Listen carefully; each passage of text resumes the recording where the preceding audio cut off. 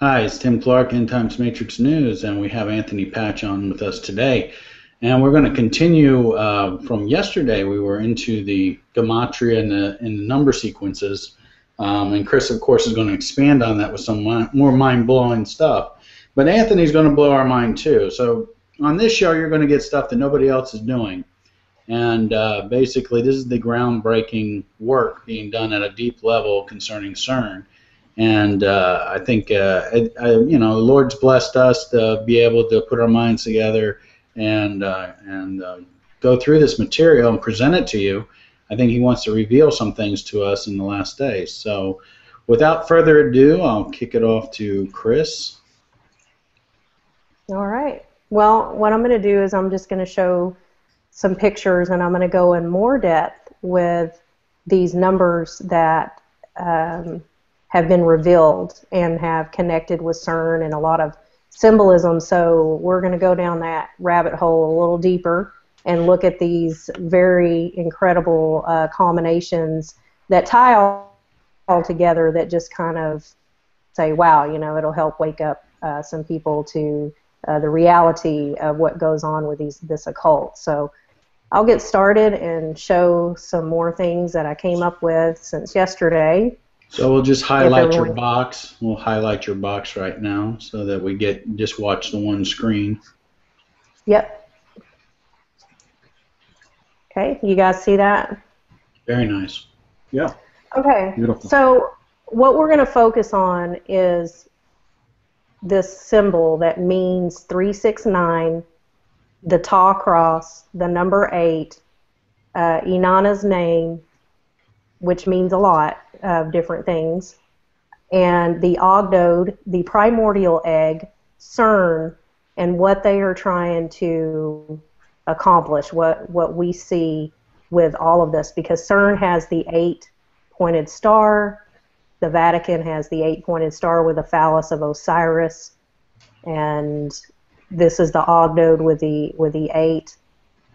The 369 meaning is, we'll get more into that, but it means the 3 eyes, Saturn, the sun, and the moon, the Taw cross. 369 is the number of octomonos. Is that how you say it, Tim? Octominos. Yeah, it's like dominoes. Octominos. Yeah. Okay. So we've been looking, yesterday we went over the Taw cross, and we went over how they worship the 8 and how that cross represents the mark of the beast and the ashes from the blood of the bull and the bowl, and we talked about the verse from the Bible that said that cannot take away your sin, because we know only Jesus can do that. But here is the octominos, and if you look in this T, there's 8 squares. 8 squares. You can do it in different ways, but this is tied into the Taw cross. And we'll kind of go over this some more, but the 369, Nikola Tesla said we would have the key to the universe if we understood this, and I think it has to do with the frequency of Saturn and the sun and the moon. 369 is the magic constant of the 9 times 9 magic square, and the n, Queen's problem for n equals 9. And so this is like the order of 8, and this goes along with the Ogdode. 3 plus 6 plus 9 is 18. 3 6s are in 18 equals, because that equals 666. And we know that we've uncovered also that 444 in Roman numerals equals 666, and it also equals 888 when they make it into a pyramid. These are all like magic numbers that they do. So we talked about the N, okay? Venus is in French.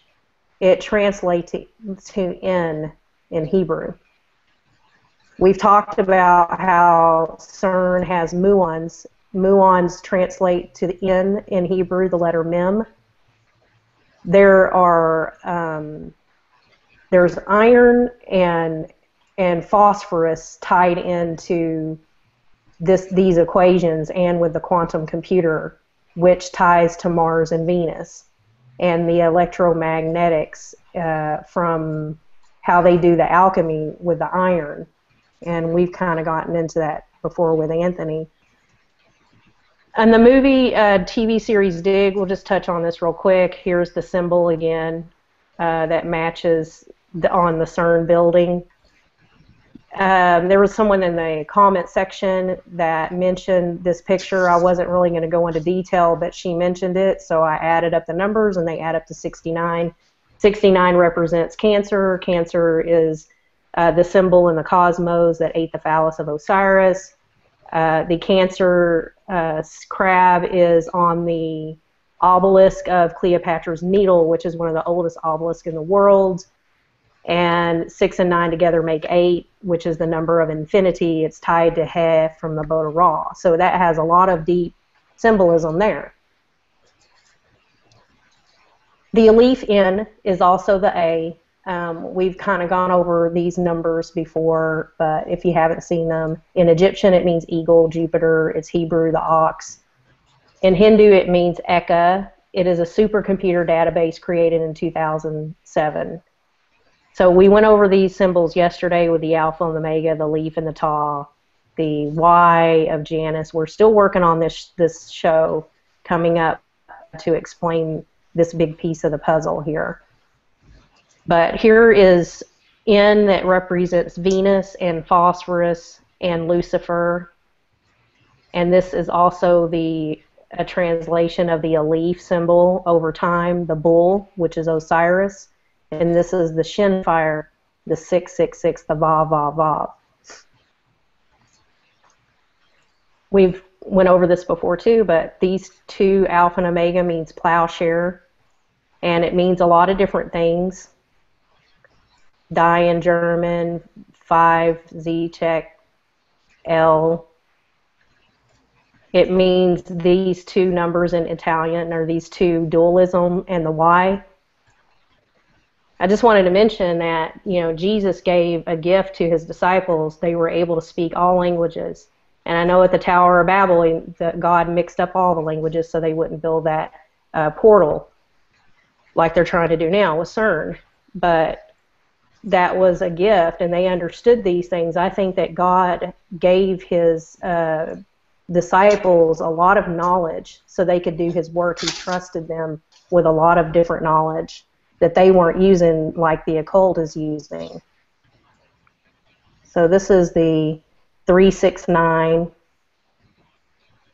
here, 369, the yin and the yang. The Giza pyramids represent 369, the moon, the sun as Venus and Saturn, and the brain, which is the 3 parts of the brain and these stars of Orion's belt. And they also combine with Pluto as the crown chakra, which is 1. This is the symbol of Saturn, the little Z's going down. And this is the 3, Saturn, 6, 9, and here's the Earth, which we'll go over that a little bit more. Here's another, I want to focus on this primordial egg, because this is kind of like the spark that we're looking at. These are the 8. So remember, this whole symbol here with these 8 deities that they worship represent a lot of things. Like we set up here, same thing, 8, 8, 8, 8. The T stands for 369 and 8. And it stands for Saturn, Sun, and Jupiter. So it's Saturn, Sun, and the Moon, which are the 2 eyes of Horus. Here's another symbol of the cosmic egg. It has to do with the negative and the positive, and the swastika, the yin and yang. All these symbols go together, the Greek letters. And this was interesting here. Here's an alignment that's coming up. It's going to look like this. Look at that egg. See it going by? I think looks like a cosmic. We should color it or something, like a nice Easter egg going by. Well, this is an alignment that's coming August 21st of 2017. And we know that there's something to do with the cosmic egg that has to do with the twins, the Gemini and Janus. If you look at this picture here, this is a whole egg here. This is time and space, this is the sun and the moon, and here are the 7 planets. This is the Earth, this is the dragon, the Tiamat dragon represents the Earth. This is a formula that we've looked at before, and this formula is in representation of the resurrection of Saturn through Tubal-Cain, which is Ptah in Egypt. The angel Samuel is related to this letter that we've been looking at, which is the Zayin letter, which is going to be the world to come on the Teflon of the Jews that they have reserved. But this name of Ptah, and this is how it makes up here, and they call him the creator. And he's Tubal-Cain, the bloodline of Cain, and that was what happened after the flood with the resurrection of Saturn. So Saturn is pretty much a key to all of this, and Jupiter as the resurrection of Saturn. But this was another picture that we looked at yesterday with Dig and the 369. So these numbers all add up to the 369, the 23rd chromosomes, and the 23rd of Psalms. In the iPet Goat video, they have that. The 13th pillar. And so here's this 4 here, which means a gate. So I guess this is the gate that they're wanting to open.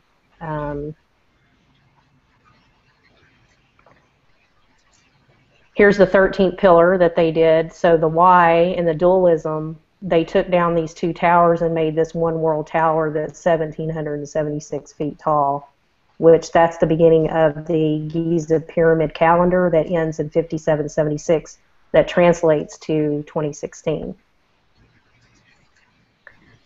So I found this interesting picture, and we know that September 24th is going to be a big day.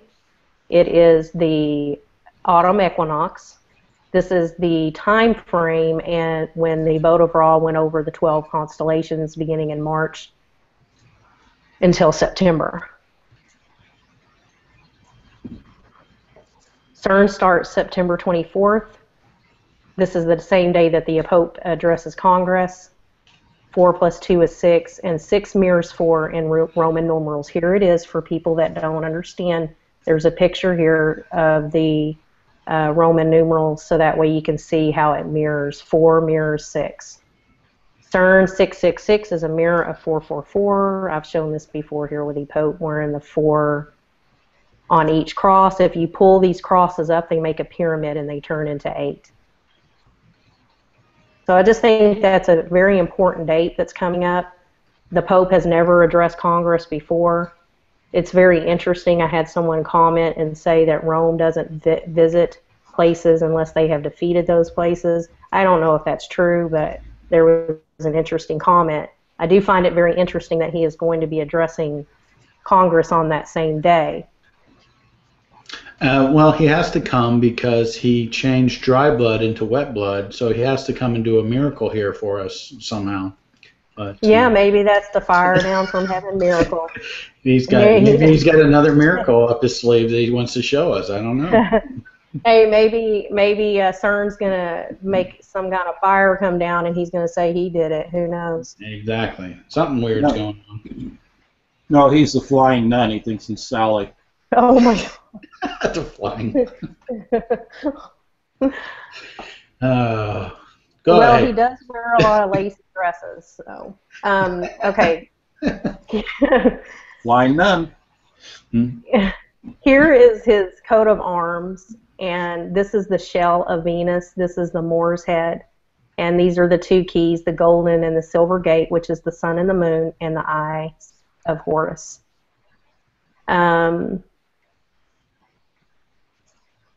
This was an interesting picture from the lost city of Z. I thought it was interesting how they calculated 1 plus 1 is 4, because one side and 2 sides, if you put them together, they become 4. Can I stop you for a moment? Yeah. Tetrahedron, according to Buckminster Fuller, who was well known for the geodesic dome. He proclaimed that the smallest enclosed shape that could have volume would be a tetrahedron. The tetrahedron is what comprises the 600-cell tetrahedron that I use in my model in my book 2048, Diamonds in the Rough. There's your tetrahedron coming back, and another reason why I used it in my book. Yeah, that is the most interesting symbol that is tied with Metatron and the cube and the Kabbalah. It's very interesting shape. So this was the boat overall I wanted to show in the Milky Way, and this is how they travel over the Milky Way through these constellations during that time through the autumn equinox. It's another picture showing as above, so below. These two deities are male and female, and they equal one. Just like I see the Antichrist as the male and the female, with two sides. So these two and these two and these two equals 2. They equal 4, but they also equal 8, and they match the Giza pyramid as 8. They're called the Ogdode, which means 8. And this is what it means here, 369, tall cross, the 8 of the Ogdode, the frequency of Saturn. All of these things connected together with the sun and the moon and Saturn frequency, all here. And this is Mithraism. This was the temple of Jupiter, and this is what they did, was they mixed the bowl of a bull with some ashes and put it on their forehead, and there's a verse in the Bible that says that blood from a bull and ashes do not take away sins. I think also that symbol that you were just showing, they cross their bodies with that same sign, don't they? In Catholicism, they do the same cross. Yeah. The genuflect. Yeah, this Ankh here are the names of all these deities. Mm-hmm. They represent the cross as well, and this represents Venus. Venus is a big key in all of this because it represents Lucifer and the resurrection of Saturn. The whole planetary system pretty much is a story of that. It's like a big clock in the sky. It's a long thing, to study and understand. I'm still trying to understand all of it. But when Saturn was castrated, this was the symbol here without the female cross. So the tall cross has many shapes over time. And this is the symbol of Venus in Hellenistic times. And this is the Y, which is the dualism. It's also the Vav, which is the number 6, and we know the number 6 mirrors the 4. So here's a picture of Venus in Brooklyn Museum, resurrected as Saturn, and with the golden phallus of Osiris. If you don't know that story, that is a big key to this puzzle. Ptah is her part of her deity as Tubal-Cain, the bloodline of Cain, because I believe that Cain was Osiris and that Ptah was the resurrected as Jupiter. The below was Imhotep and the above was Ptah. They're like a positive and negative, so they represent the Ptah cross.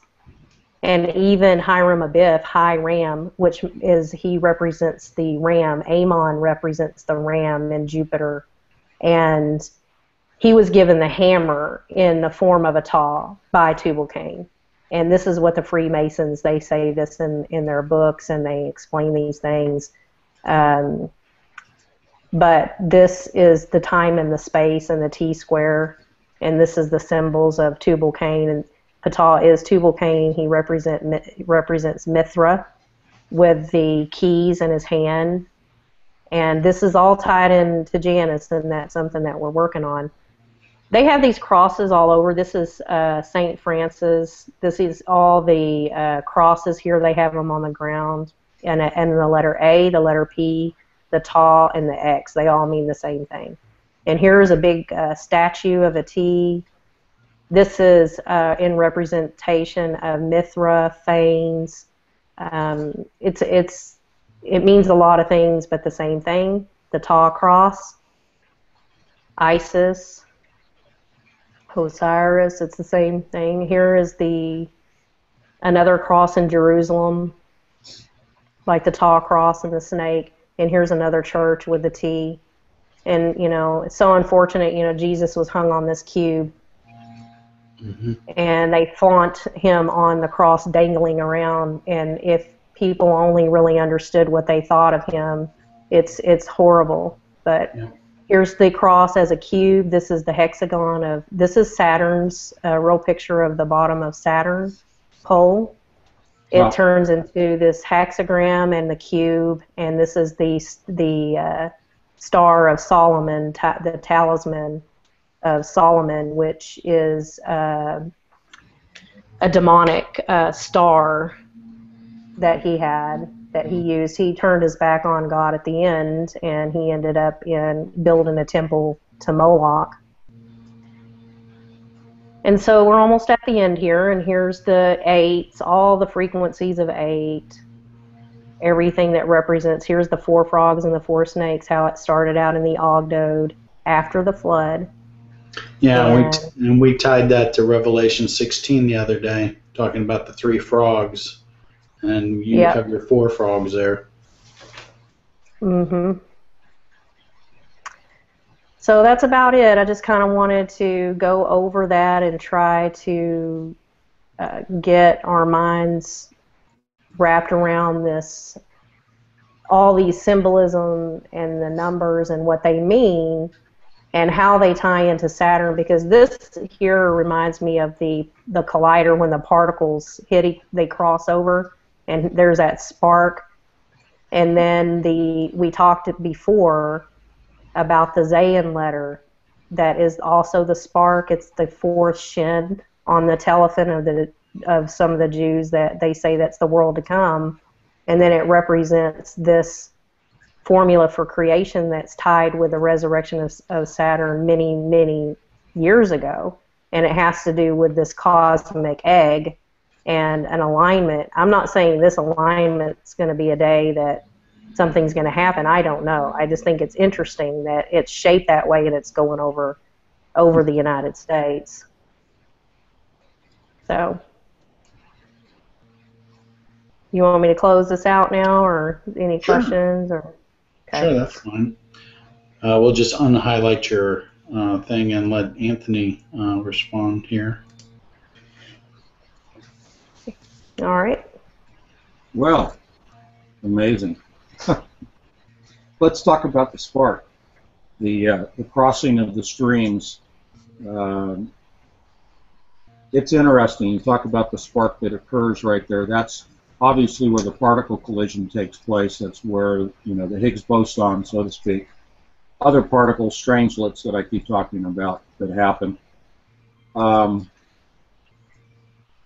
I think the thing that jumps out at me about this whole thing is not only the numbers, but Tesla.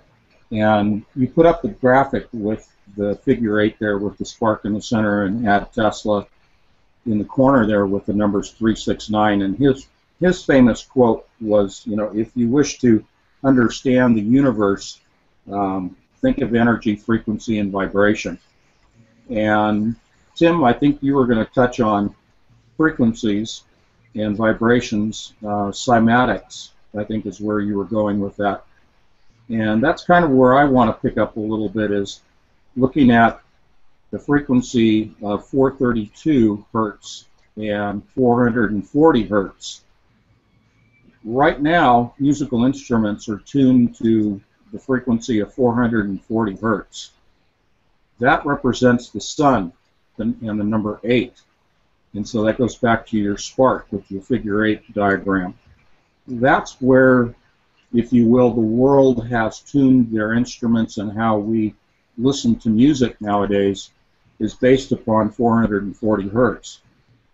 Previously, it was 432 hertz, which is the number 9 related to the moon.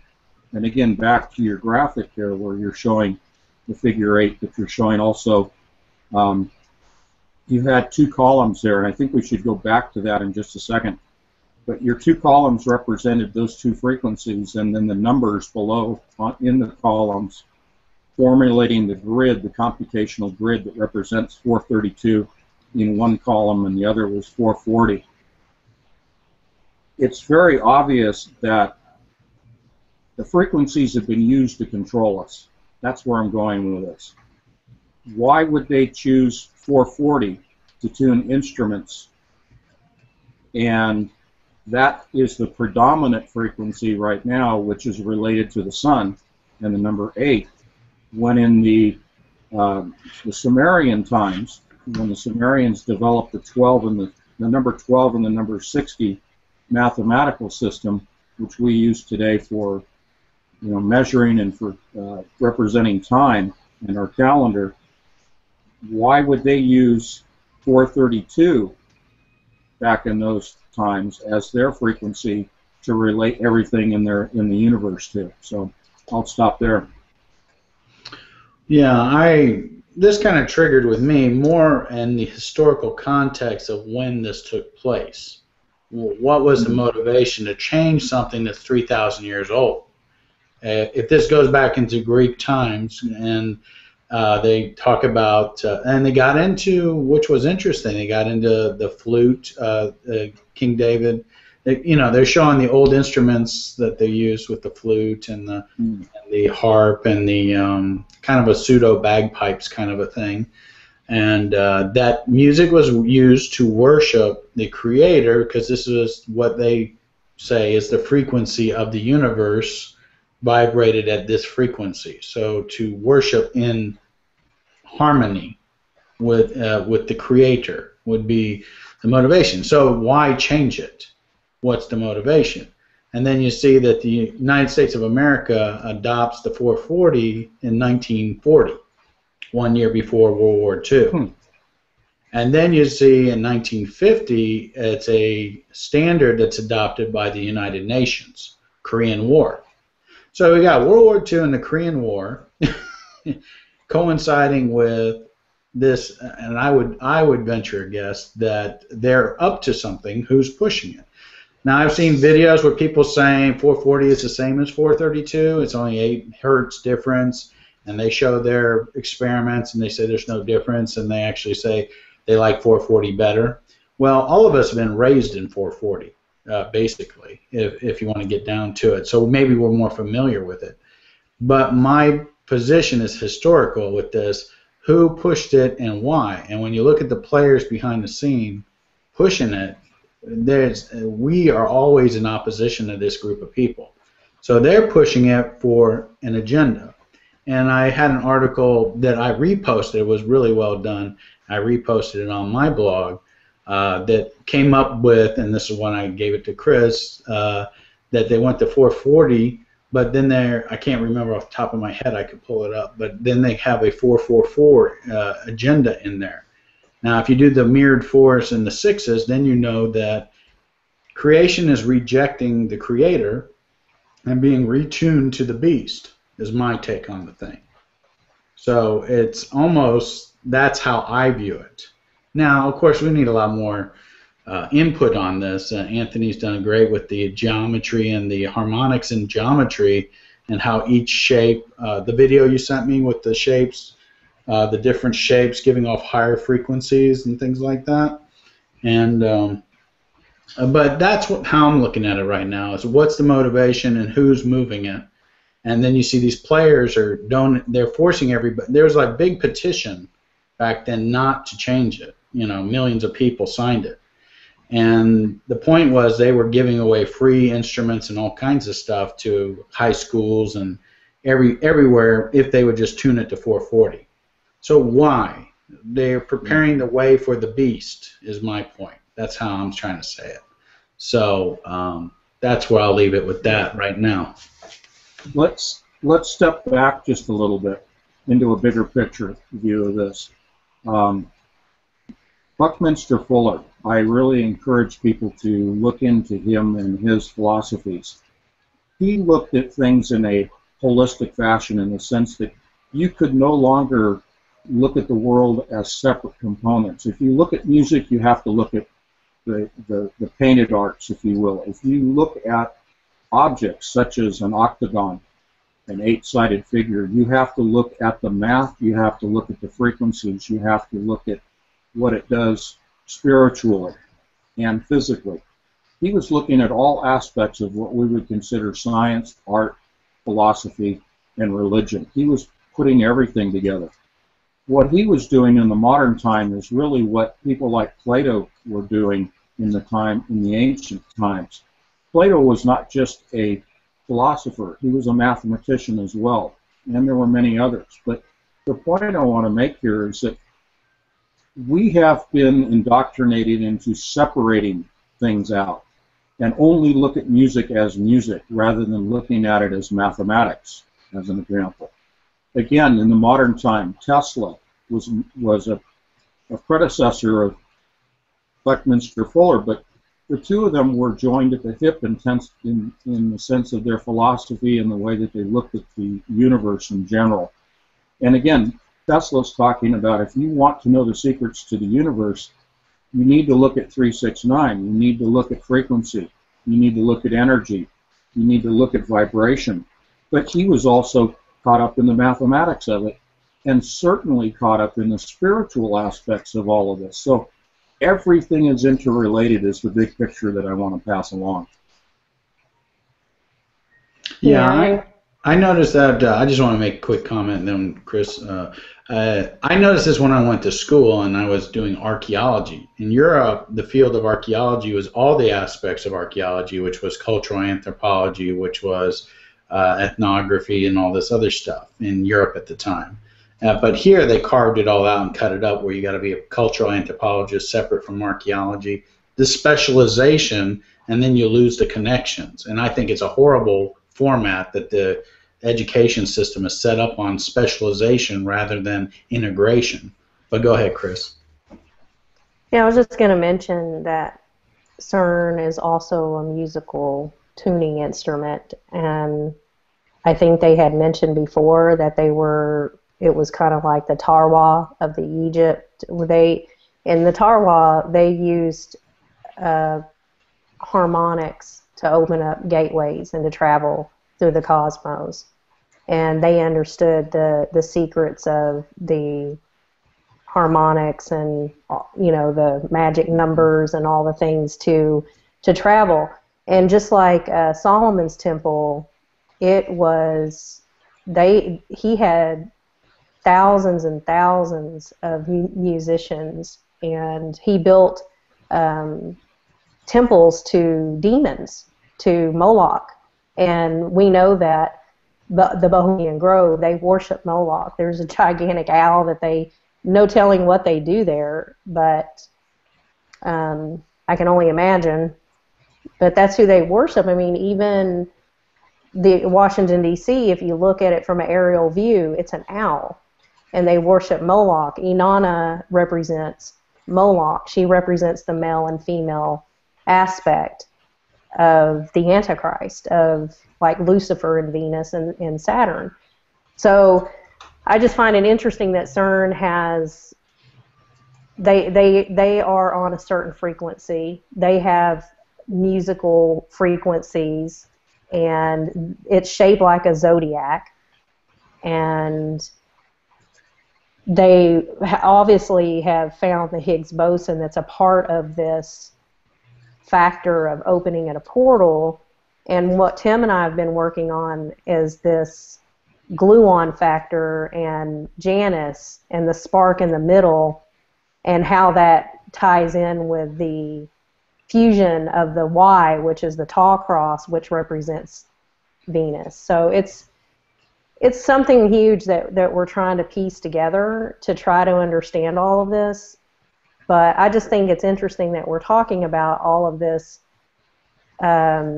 frequency and the musical instruments, because they used that in the ancient history to travel through gateways. Mm-hmm. And they're doing it at CERN. This is what they're doing. Let me encapsulate that a little bit for people. Again, in the big picture, the question that has often arisen with me is, why do they need a machine today, whereas they didn't have a machine like this back in the ancient times when they were opening portals? What's different about today? Well, we could put forth the hypothesis that maybe they had a machine. Some people want to call the Tower of Babel the equivalent of today's CERN machine. That may be, I don't know.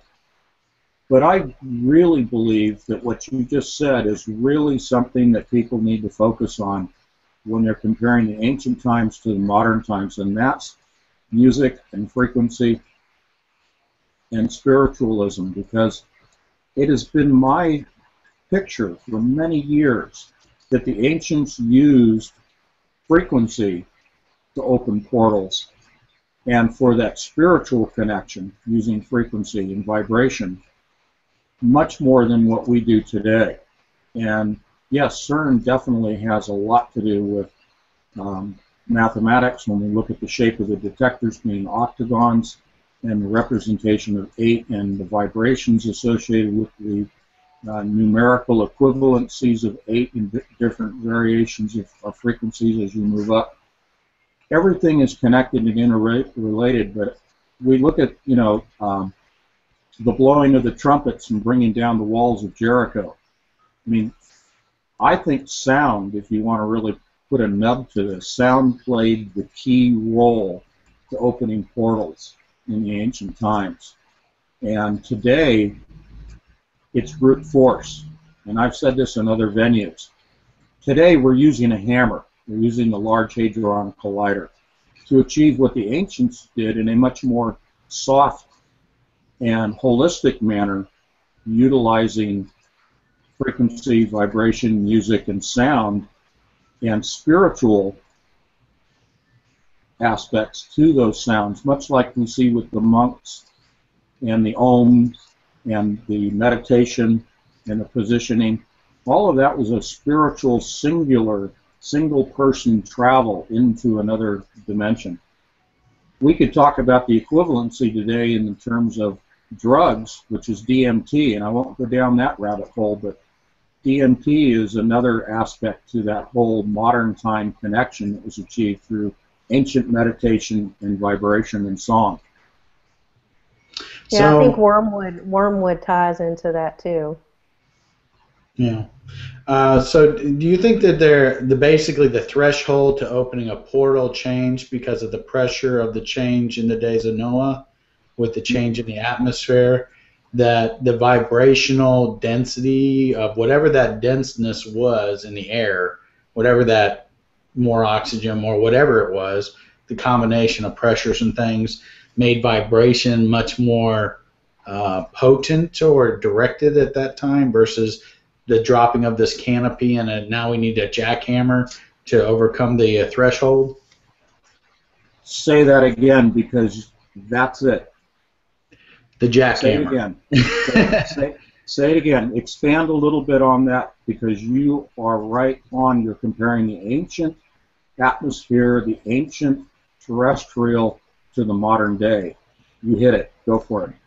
Right. I'm just saying, though, the whole idea of the canopy collapsing, the water coming up from the ground and the water coming down, and the dropping of the canopy and the changing of the pressures. It must have changed all the pressures, the gravitational pressures, everything, so that vibration must have been altered to where it wasn't as easy after that to access these portals or grids or ley lines or dragon lines or whatever. They had all that circuitry. The ley lines were all busted up in the sense of their pyramids and stuff. All their, I would call them what do you call them? Energy resistors or piezoelectric.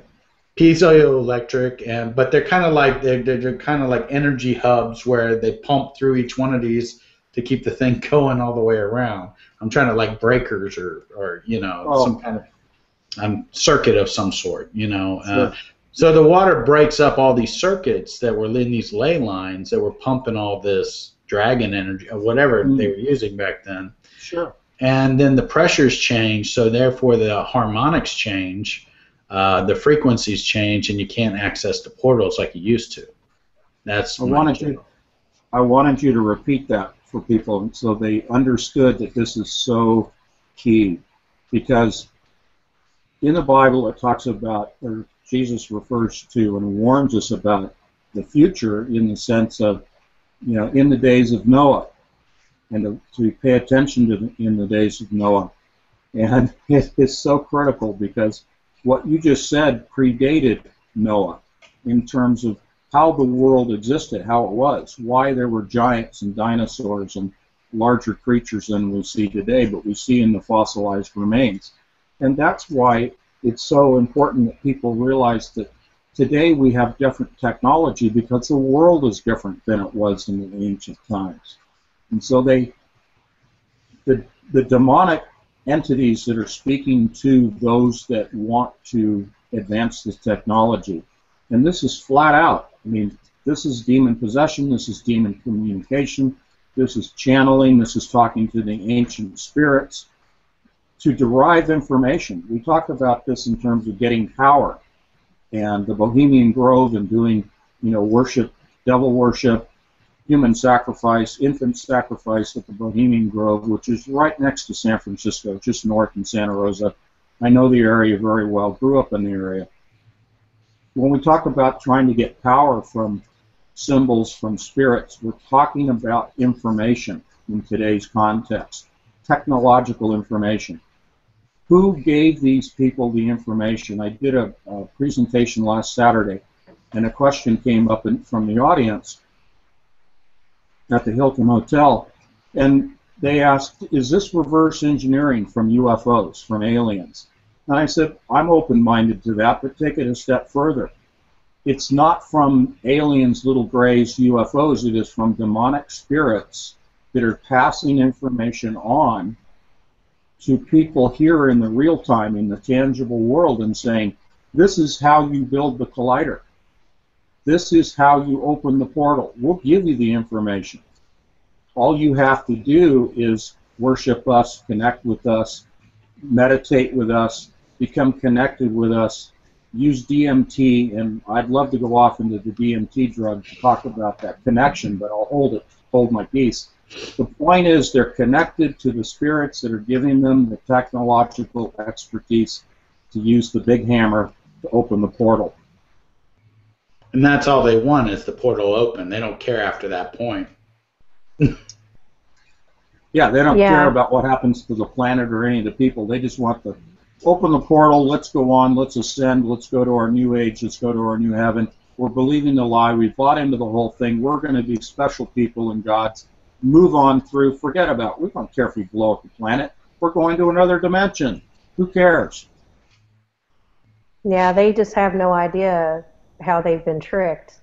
Because why do you think that those demons want this portal open and the Antichrist wants to be God of this world and everything? I mean, this is just, a lie. And CERN reminds me of the Mark of the Beast, just the whole shebang, the whole symbolism, all the dynamics to it reminds me of that. And why do people think that this is tied to NASA and all of these other agencies? And what is NASA started from JPL? And they admit themselves that they are in contact with the 9 gods of a parallel universe. And CERN admits that they are trying to look for a parallel universe, and Janus represents the parallel universe. And so, CERN, they spent over $10 billion that we know of on this machine.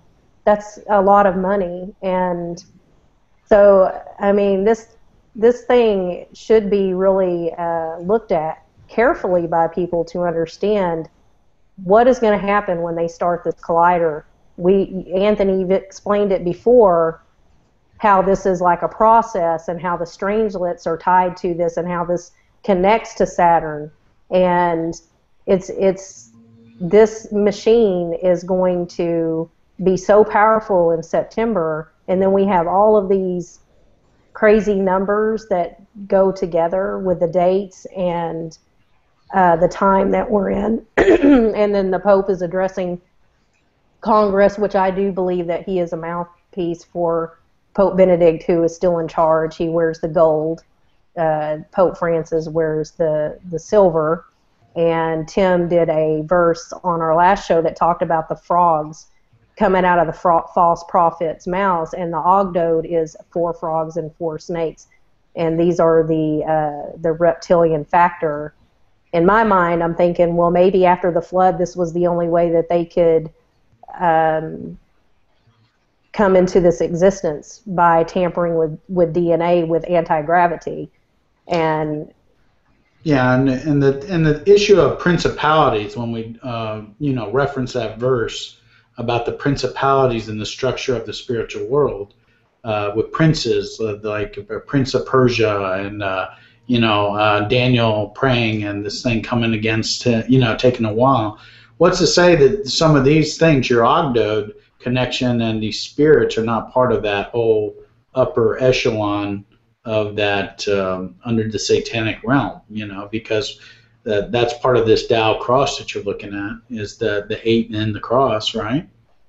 oh yeah, if you study the ancient history, Iran is very tied to it. The Marduk symbolism in the sun, Shamash. This is, I mean, if you look at Egyptian, the sun with the wings, it's the same thing of Iran. And this is part of the dynamics of war, of their God versus Israel's God, and how they want to fight each other. And that in history, with these gods that they worship, and the split deities, and the trickster of Satan, how he's the trickster and he wants to cause all these wars, that's one of the factors in all of this, I believe. It has to do with that for sure. Okay, I'm going to go down the rabbit hole of DMT. Oh no. I can't hold back. We're going to go to MIT then, with all the people experimenting with it. Tim, you were on a roll today. You are hitting exactly. MIT. Let's talk about the people that are working on the Large Hadron Collider. Let's talk about all of the laboratories around the world and all these people that are associated with this project with the Large Hadron Collider. Have you heard of the clockwork elves that wear the little green hat? Oh yeah, Keebler elves. The Keebler elves are always coming out and talking to these guys. Are the Keebler elves eating Doritos? They probably are. They probably love those 666 Doritos. You have to watch his video from yesterday. I'm talking to the audience. Yeah, this is so. We should just make a cartoon out of it. Okay, I mean, it's just ridiculous. And I acknowledge to our audience that this is ridiculous. When we talk, or I've made reference, and you guys too, that technology we see today is actually 50, 60 years advanced of what we see today, what's revealed to us today. If we go back to when DMT started as a drug of choice to reach into another dimension to communicate with demonic entities and be able to obtain this information. You're talking about World War I, World War II, Korea, UN, adopting the frequencies, all of that stuff wrapped in together in terms of the time frames. But this is dimethyltryptamine. Dimethyltryptamine is DMT. It's a combination of serotonin, melatonin, tryptamines, and you never pronounce this, physolysipin and physolysine, which is akin to LSD. DMT and LSD, psychotropics, psychedelics, basically you're tripping out when you take this. What happens is that they're communicating with and visualizing what are called clockwork elves, little entities that wear little green hats. I thought of Peter Pan the first time I ran across this. And there are some connections you can go down another rabbit hole with. You want to talk about Peter Pan and the little green hat. Going back to the origins of the modern technology we're seeing today, let's go back about 70 years and come all the way through to the present. There were people that were going into full immersion tanks. These are saltwater tanks at body temperature so that you could float and you could lose all sensory connection. It's a sensory deprivation tanks. And using DMT while suspended in these tanks. And this is where the technology connections came from. For 70 years, the elite have been using DMT to drug themselves to communicate with these, this is so stupid, but the clockwork elves. And in the communication, they get the information they need to build the machines. So I could go on, but I'm going to stop there. So explain to me, if you know, what is Clockwork Orange then? If we got Clockwork Elves. If we got Clockwork Elves, did they build the CERN Clockwork Orange? Or I don't know what, I mean, that makes me wonder. Yeah. Stanley Kubrick, incredibly brilliant man. He was the producer director Clockwork Orange. 2001, Space Odyssey. The whole deal with the black obelisk, not an obelisk, but the what is it? The black slab. What's the word for it? It's the stone, like the foundation stone. No, it's the what do they call it? Space and then hits on Earth. I forget. Yeah. Anyway, the monolith. It was the monolith, the black monolith. Thank you. Anyway, we're jumping around here, but all of that, yes, there's definitely channeling going on with demonic spirits. If you put on the lenses again, I like to refer to that, put on the lenses of looking at things through the occult, through the spiritual. If you look at Clockwork Orange, if you look at 2001: A Space Odyssey, most definitely. We are dealing with people that are representing in movies things that they are getting from these demonic entities. Now we're seeing it with CERN. Yeah, they admit it too. Yeah. And the words that are used, inspiration, from the spirit, from the spiritual domain, and also drinking spirits, altered states to access the spirits. And so these people are doing it with DMT because they know DMT is very targeted, which is different than doing peyote and LSD and all these other things. They specifically go after DMT. And I've known people who are heavy into DMT talk about your Keebler elves or your Clockwork Elves and them seeing it. So I'm an eyewitness to this is verified from people who actually use it talking to me. The thing that I find interesting is if we, big picture, draw this back into what we're talking about, is that the system was broken in the days of Noah. The circuits were broken, the circuitry is broken, the atmosphere frequencies are changed, and as far as the way the Earth worked. How do you tie this with Tesla? And also, we were getting into the Thunderbolts project with the alignment of the planets. And then building this Tesla and the conduit, and that's probably all too much for today, but if you have any ideas on that. Sure. This came up Saturday when I was speaking to people about CERN at the Hilton Hotel. We had a standing room only audience, and it wasn't necessarily me. It was Clyde Lewis, who was the host of Ground Zero Radio.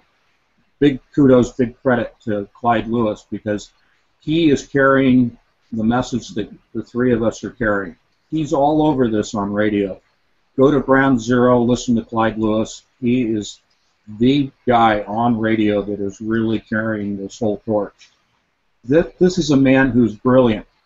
He can go into talking about what Chris talks about. He can go into the things that you talk about in modern popular culture. Well read. Anyway, that said, let's talk about, I know our audience's heads are spinning because we're jumping around so much, and I apologize. But you've got to recognize we're studying an awful lot of information in rapid-fire fashion. It's coming at us like a shotgun, like a fire hose. We cannot process this information fast enough. I'm speaking to the audience. We have got so much more we could talk about, but we've just tried to be summarizing and focus here. CERN, Saturn, Electric Universe, Thunderbolts Project. Thunderbolts Project is online, outstanding research in terms of putting forth a different way of looking at the universe, a different model, which is the electric universe, essentially to encapsulate heavenly objects, heavenly bodies, stars, suns, nebula, planets, whatever, all interact with one another electrically. They have an electric plasma connection between them. Our sun and our earth have a plasma connection.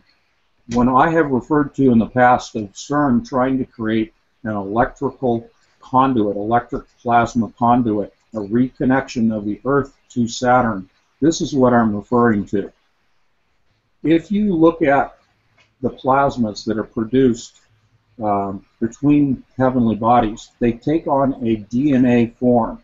They are a twisted helix. These are called, this is a dual strand of electrical currents with magnetic rings, magnetic forces surrounding these currents. These are called Birkeland currents. Birkeland currents, B-I-R-K-E-L-A-N-D, Birkeland currents, Birkeland strands, helical strands, plasma conduits. It's all the same thing. What CERN is going to do is connect the machine to the southern pole of Saturn. This is not hyperbole. I'm not fantasizing here. This is the physics. I reached the conclusion of this plasma conduit long before I ran across Thunderbolts Project, long before I looked at any of the spiritual and the mathematical connections. I was looking at the raw physics of what is going on at CERN and said, oh, obviously, okay, look at the math, look at the shapes, look at the north and south pole of Saturn. It all fits because they're replicating at CERN the shape that is represented or seen at the northern and southern poles of Saturn itself. I'm going to take Saturn apart for a moment. There is a six-sided, a hexagonal shape at the northern pole of Saturn, and Chris, you put up that image earlier, among several others.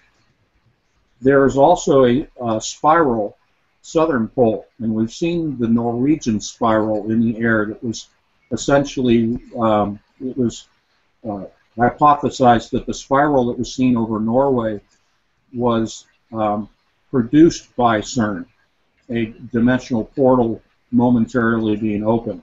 Let's not get into that, but the same type of spiral was seen at the southern pole of Saturn. Connecting the poles through the center of Saturn, which is a gaseous planet, you have Birkeland currents. You have the twisted helix connecting the northern and southern poles. Now you extend that twisted helix of Birkeland currents, the plasma energy, going through Saturn. It will connect with the Birkeland currents at the southern pole that are generated by the Large Hadron Collider. Now, this I haven't mentioned to you before, but you may have seen, many of the people in the audience may have seen the dome that sits at ground level at CERN. Now let me stop there so you guys can jump in, and I'll get into the dome in a moment. Go ahead. You can go, Chris, if you want to comment. Yeah, I've seen the picture of the dome before at CERN. Okay. Did you want to say something, Tim? I'm sorry, I don't want to take all the time. No, okay, the dome is obviously there's some agenda with this dome. Chris and I are looking at the DIG series and matching it to one of the CERN buildings. I'm not sure how many of these buildings are on the CERN complex there, but I know the Alice one is separate, and they have a few of these separate buildings, whatever. But where is this dome located in reference, or how? Go ahead and carry on with that part of it. Yeah, I didn't mean to put the two of you on the spot. I just didn't want to ramble on forever. But the dome sits at ground level. It is right at the edge of the main ring. If you were to picture the pardon me, the aerial view of CERN, and have the graphic overlay of the main ring so that you were sort of looking through with X-ray eyes 300 feet below ground. But the globe sits right at the edge of that main ring, but it's on the surface. It is constructed of wood. The audience may remember Tesla and his tower. His tower was constructed of wood, and it was a dome. It was a half dome that was sitting on top of the tower. This Tesla was using to connect to the ether, to be able to transmit power through the ionosphere wirelessly around the globe. And that was his big project that was then stopped and dismantled. CERN has done the same thing. We have said all along that CERN is a further advancement and expansion of Tesla's work. Most definitely it is. This globe is the same globe in design as Tesla's globe that was on top of his tower. This one sits at ground level but extends down through the Earth. It's connected 300 feet below to the particle accelerator. Now, nobody's talking about this. That's interesting. Yeah, that is really interesting. I didn't know it's connected to the particle accelerator itself, the wooden dome. They won't tell you that, but it is the globe of science and innovation. It's on the cover story is they use this as, let's call it a museum, an exhibition hall, whatever. But at the top of the dome is a metal disc, and it is representative or is analogous to the southern pole of Saturn. So what do you think they're doing? Beaming something out of there. You got it. So I will tie this to pop culture for you. This is the exact same setup that basically was in probably the Iron Man 2 movie, where they're inside looking at, Tony's trying to recreate his father's heart mechanism, and he has a blown up version in the museum. So they're using the cover of a museum to host this. I haven't seen the movie.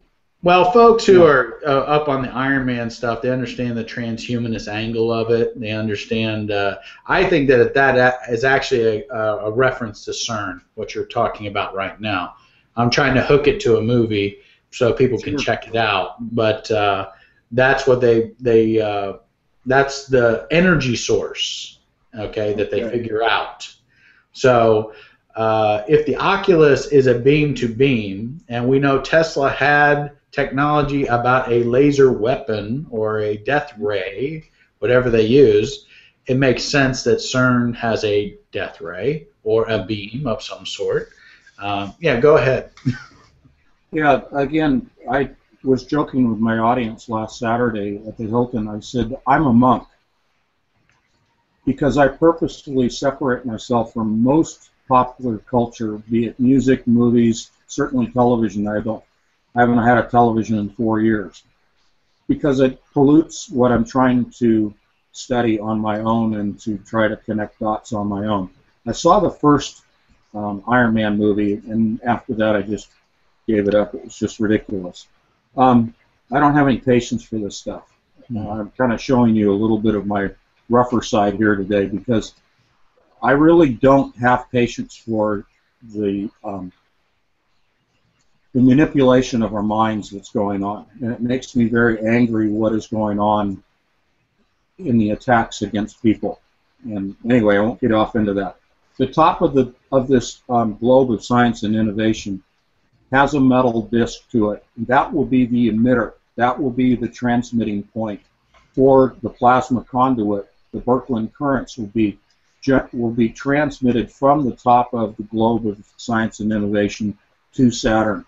If people want to know what's going on, they want to see some proof, they want to see something that happens with CERN beyond just, collisions that occur in a detector 300 feet. If we're around, if the internet's available, if television's available, that's going to be the show. That's going to be the light show. You think the northern lights are spectacular? The Birkeland currents between the Earth and Saturn are going to be spectacular beyond belief. And signs and wonders, miracles being performed.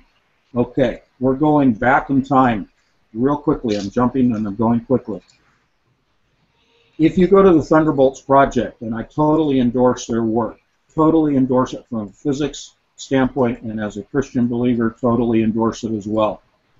Their issue with Saturn specifically is that in the ancient times, going back to predating Roman and Greek gods, we had Saturn, Venus, and Mars in direct alignment with the Earth and in extremely close proximity to Earth, such that Saturn itself was nearly blotting out the Sun.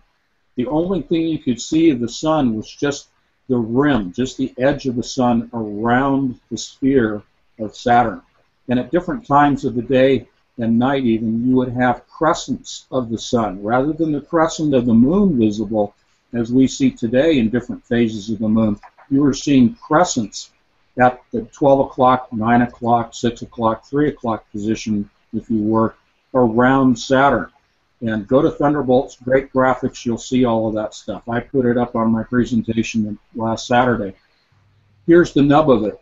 You have Saturn as the large object. A smaller object in front of that is Venus, and even smaller in front of that, coming towards the Earth, is Mars. Then you have the Earth. Now you have the close proximity of these three aligned planets, providing you the opportunity for all of their plasma connections between those three planets to now establish a plasma connection to Earth. It's so close. You have an electrical communication taking place between the planets and Earth. This is what CERN wants to do with Saturn, now that Saturn is so much farther away. Tim, you talked about how the planet was different, and the atmosphere was different in the ancient times, and the giants, and predating the flood and Noah. They are going to reestablish, using a machine now, what was naturally occurring in the days predating the flood. In other words, predating the flood, we had the Birkeland currents plasma conduit between the planets. Now you have to have a machine, a big hammer, to do the same thing, establish that plasma connection between the southern pole of Saturn and the top of the globe of science and innovation with the LHC at CERN. How's that? That's awesome. That's exactly, that's it. It's like putting all the pieces together, you know, because, and I respect that you don't want to have anything to do with mainstream culture. At one time I had sold everything, videos and all that stuff, but I understood I had a mental health background. And so I took it upon myself as responsibility to rip apart what is being put out in the pop culture in the sense of mind control from these guys. And so that's why I reference people, because they can't speak this language that you speak or Chris and I speak. Sometimes the crossover bridge is what they're watching on TV. And if you can explain Tony Stark and his little heart power thing or whatever, and it's similar to this CERN thing in some ways, in this transhumanist game that they're playing, then it's worth it. I mean, it pollutes your mind, and I have to pray a lot for protection. First of all, you have a stronger mind than I do in that respect, and the other is people can wrap their head around it because you bring what they can touch, what they can see, what they can relate to, and make some sense of what Chris and I are talking about. Right. I completely applaud you for your ability to do that, because I can't do it. It hurts me. Physically and mentally, it hurts me. You're a much stronger person in that regard. Well, Chris will attest that I'm being Janice right now, but that's a different show later on. Okay. Hey, I wanted to comment on what you said about the disc and the dome and CERN and the conduit. In ancient history, the pyramid used to have a capstone called the Ben stone. Mm-hmm. The energy of Ra manifested in that stone. And that stone also represents a lot of things, but it represents Thoth, which is Hermes. And so we know the sun represents Apollo, which is his twin, and they represent the Gemini twins, and we'll get into that more in a different show with Janice. But that's a very huge piece of this. The capstone is not the cornerstone. Jesus is the cornerstone. And even in the Bible, they changed the word to capstone, which is not correct. In some of the Bibles, which is wrong. It's a lie. A lot of words in the Bible have been taken out. A lot of the words in the Bible have been changed. And so the old pyramids with the capstone, from what I understand, if you look at the video called How to Open a Portal, it'll explain how the beams would shoot out of the pyramids into the cosmos. And I know that CERN is some type of nuclear type of weaponry or something. Isn't it tied with some type of directed energy weapon? Yeah, directed energy weapon. Well, that's what the pyramid was too. And it had a lot of power, and it was connected in that same way. So I'm just thinking that I know the capstones are missing off a lot of the pyramids, and I do believe that they were like portals. And they're made out of like limestone and crystals and live elements. And they were used sort of like speakers that went into the ground, and they were connected to ley lines too. But I just wanted to kind of connect that with what we're going to be talking about in the future, because the capstone of the Ben stone is tied into Akhenaten also. And I know that they've tried to make him look like Obama. He really didn't. If you look at the real artifacts, for some reason they want him to look that way. And I know that there was a lot of changes in worshipmen with the Aten and the Aten sun, and it has to do between two mountains, which is in reference to Janus and the peaks and Mars too. So we're going to continue to work on that show. It's going to be a great show once we get all those fascinating pieces put together with this. I think that's just going to hit it head on, and I can't wait till we get that finished. But that is an important piece. I think that the CERN to me is like the pyramid with a capstone put on it, with all the power that it needs. It's looking for Ra to energize that piece of the puzzle. If you look at some of the videos that Tim and I did we showed Janus with the 7 planets and the sun showing as the 8, and then Ra in his tomb with the seven beams coming down and the 5 elements of DNA on top of him, which is very interesting.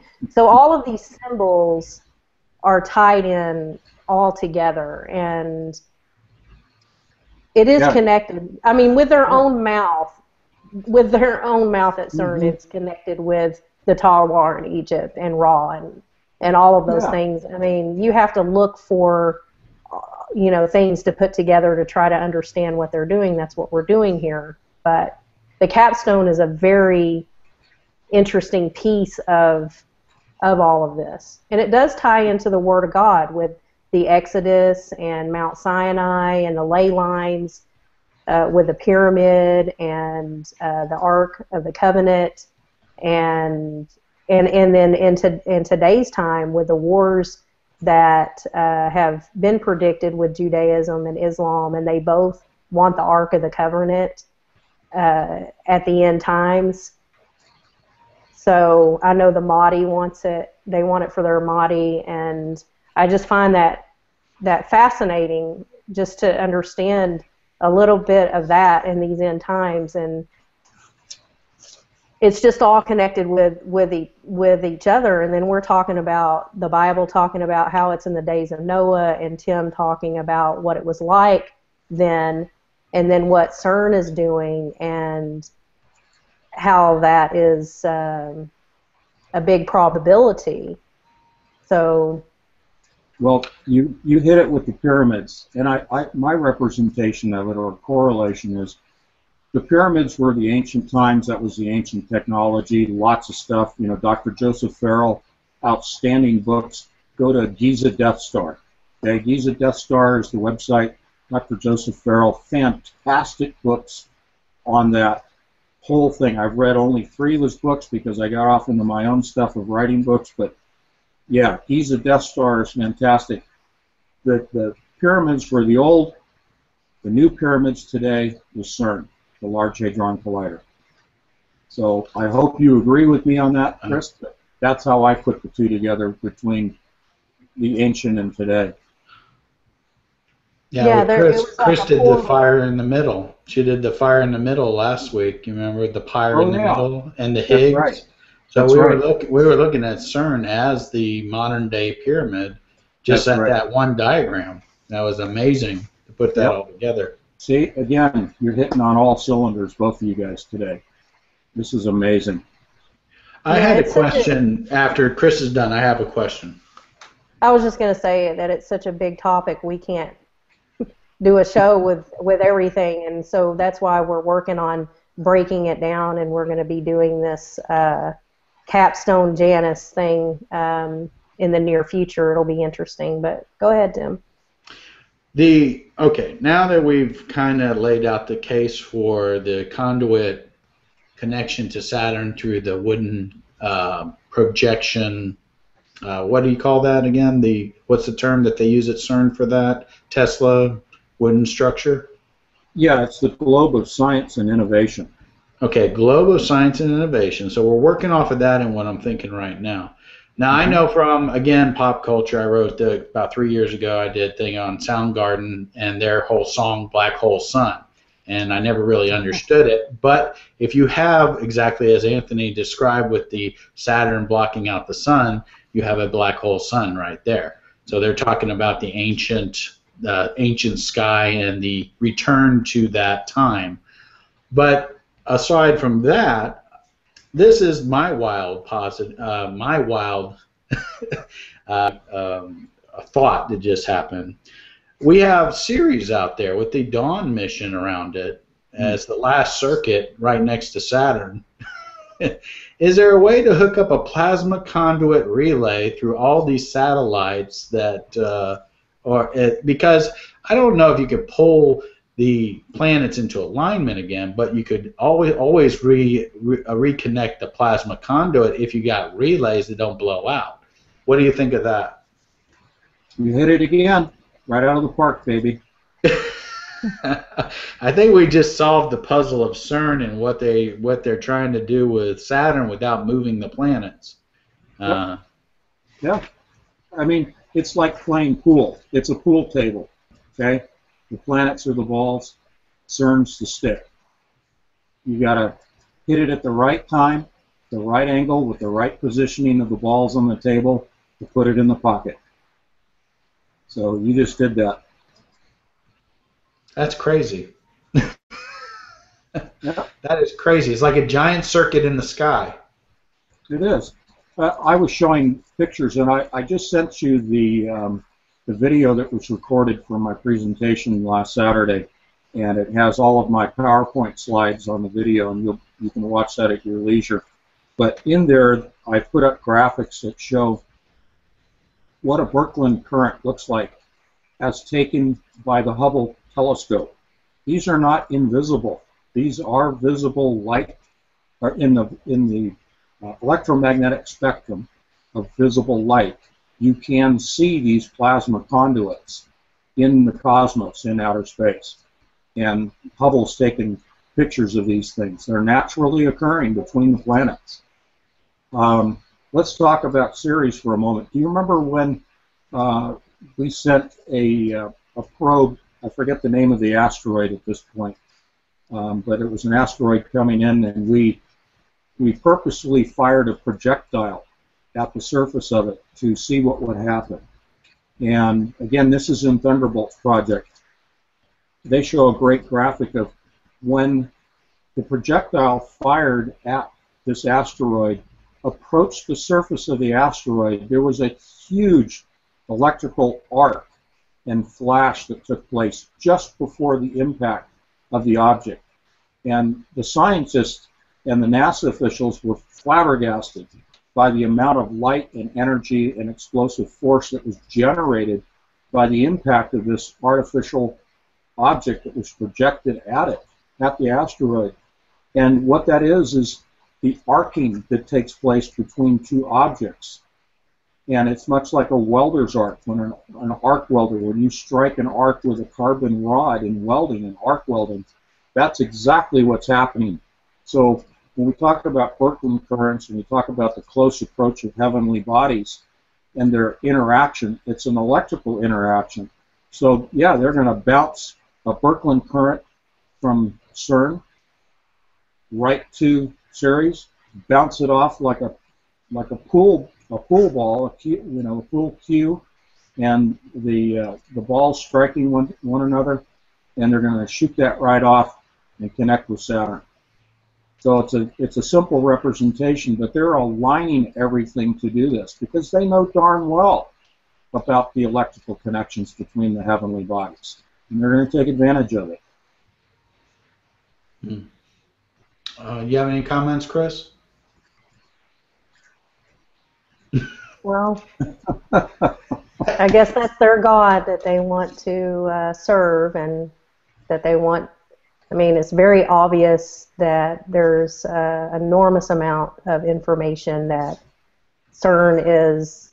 I mean, that Saturn is the god of many. You know, Jupiter is the resurrection of Saturn, and that is a lot of temples, the Roman temples, Persian, Zoroastrianism, all of this stuff with the ziggurat, the Sumerians.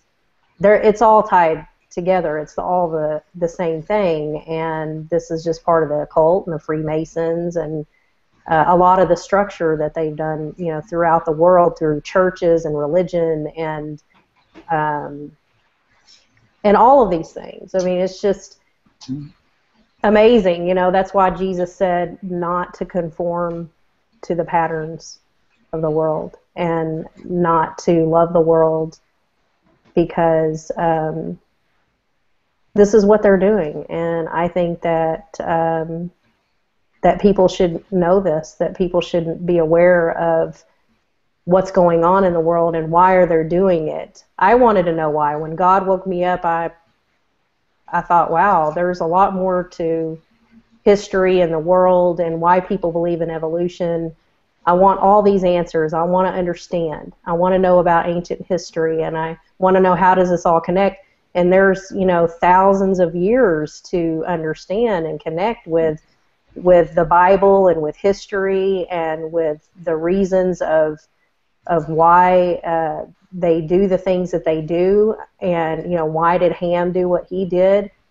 Ham was the first pharaoh in the stretching of the cord ceremony that's tied to Saturn in Egypt, and we know that Nimrod was his bloodline, and so was Ptah, which was Tubal-Cain, and all of these things are tied together with symbolism and their mark with CERN. It's all tied together with each other, and so, you know, that's why the Bible says do not worship the sun and the moon and the stars, and warns us about these things. And if you understand the talisman of Solomon, it's a very demonic star, and it's tied to Saturn with the hexagram, and it's not a good thing. It's good to know the truth, and it's good to study the Bible. The Bible, I can tell you, the Holy Spirit is so wonderful when you're in the Word of God and you're reading it for the truth and not for the trick of it, because we know Satan mimics everything that God does,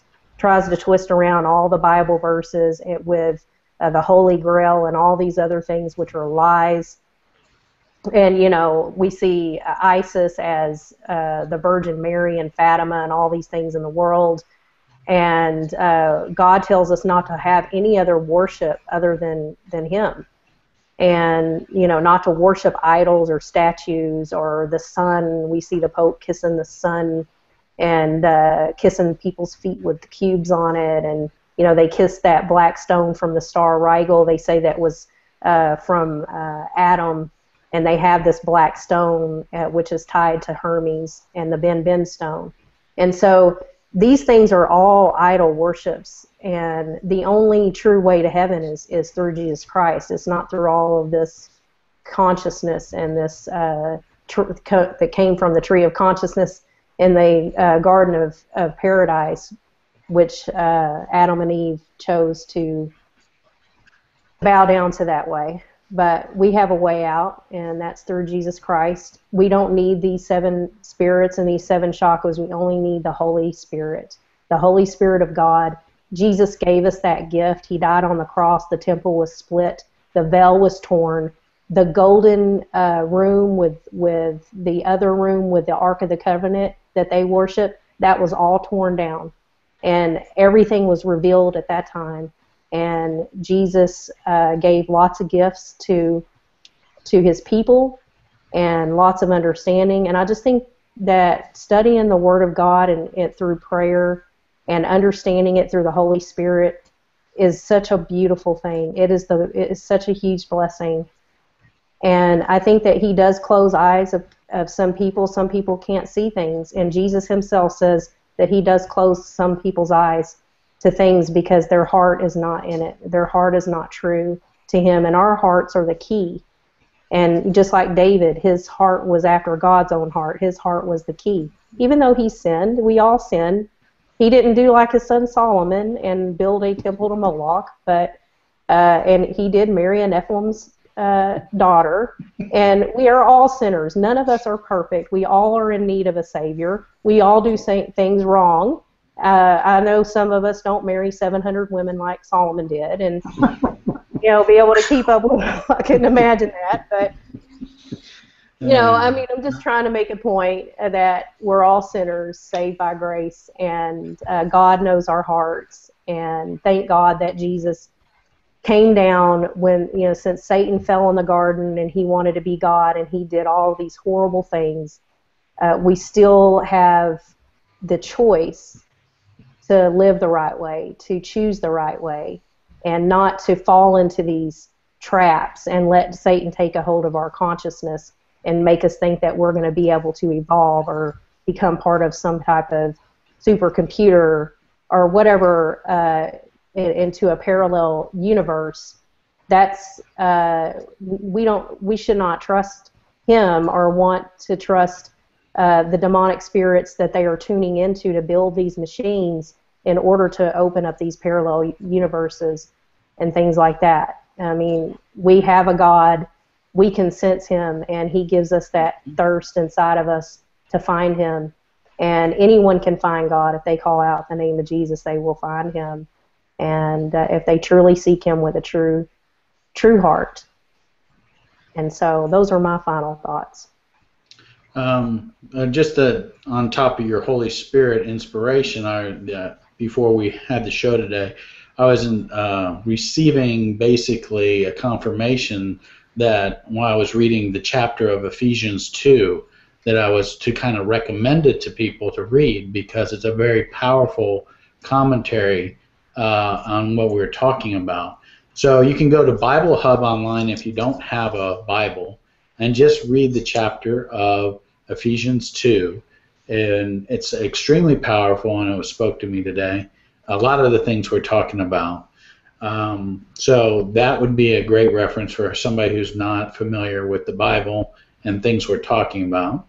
The other question, last final question I have for Anthony is, are we going to expect anything from CERN and the date 4/4 with a blood moon coming up, or what do you any speculation on that? Well, I could throw a lot of things out, I suppose. I really have not come up with anything concrete that I'm expecting. I rely on the Holy Spirit to lead me to dots to be connected and rabbit holes to go down. And he really hasn't presented anything that jumps off the page to me. I'm not a prophet. I keep telling people that. I'm just telling you about the mechanism that I experience and what happens in my research.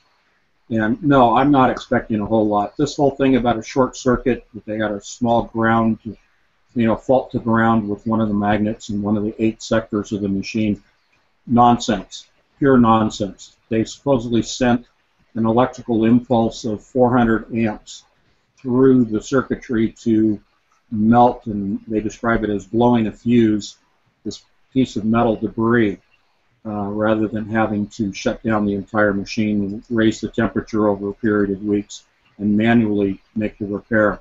Whole thing's nonsense. It's anything that comes out of CERN's public relations is nonsense. Don't even believe anything that comes out of CERN, because it's all propaganda, it's all cover story. They don't want us to know what they're doing.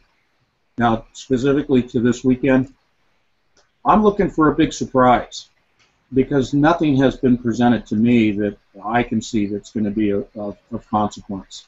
I think it's all ramping up, moving towards September. That's going to be the big show.